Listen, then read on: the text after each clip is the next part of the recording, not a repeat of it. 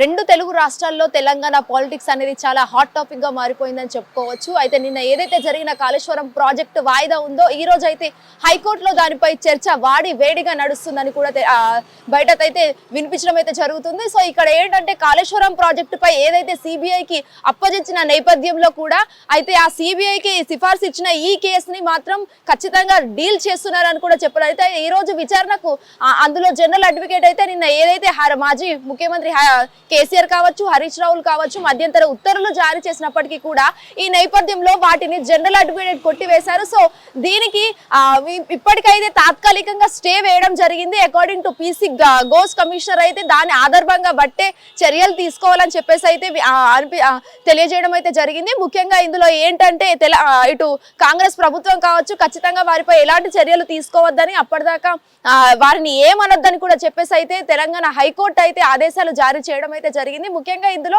వారు ఎప్పుడైతే సిబిఐకి విచారణ అప్పచెప్పారో అప్పటి నుంచి అయితే వీళ్ళు మధ్యంతర ఉత్తర్వులు జారీ చేయడానికి రీజన్ ఏంటి అని కూడా ఇది ఒక main and major question mark అని కూడా చెప్పుకోవచ్చు. అటు ఎలక్ట్రానిక్ మీడియా కావచ్చు, సోషల్ మీడియా కావచ్చు, లేకపోతే ఆల్ ఓవర్ ప్రింట్ మీడియా కూడా కావచ్చు.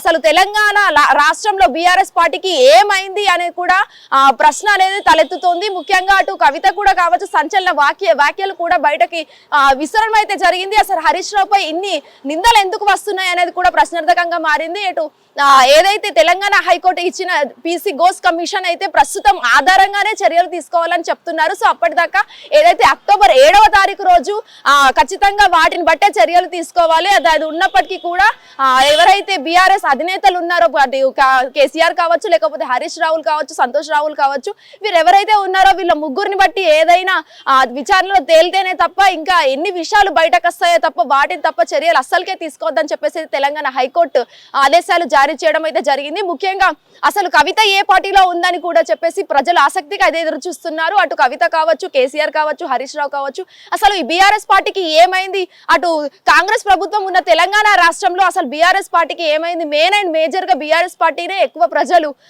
ఎక్కువగా నమ్ముతారు. బట్ ఇక్కడ ఏంటంటే ఈ అసలు బీఆర్ఎస్ పార్టీకి ఏమైంది, కాంగ్రెస్ ప్రభుత్వానికి వీళ్ళు అసలు ఏం చేస్తున్నారు, వాళ్ళకే యూజ్ చేస్తున్నారు తప్ప మిగతా ఏం లేదు అని చెప్పేసి అయితే ప్రజలు మాట్లాడుకుంటున్నారు. అసలు బీఆర్ఎస్ పార్టీలో కవిత విషయానికి వస్తే మాత్రం అసలు తను సెపరేట్ పార్టీ పెట్టాలనుకుంటుందా లేకపోతే సస్పెండ్ అవుతుందా అనేది కూడా ప్రశ్నార్థకంగా మారింది.